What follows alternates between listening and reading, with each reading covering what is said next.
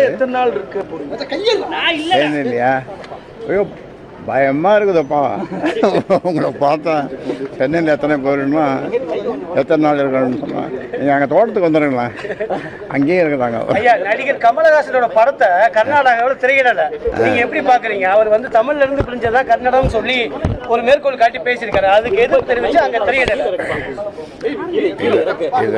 இதுக்கெல்லாம் நான் பதில் சொல்கிறது நல்லா இருக்காது. ஐயா, இப்போ அண்மை இப்போ கொஞ்ச நாளாகவே பாமகவில் நடக்கக்கூடிய பிரச்சனை எல்லாம் பார்த்துட்டு இருக்கோம்.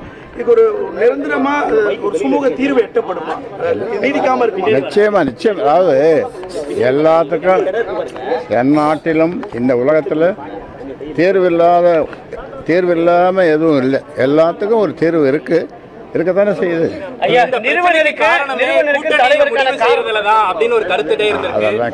அதற்கான கூட்டணி பேசுவதற்கான முடிவு பண்ணுவதற்கான நேரம் இதுவல்ல.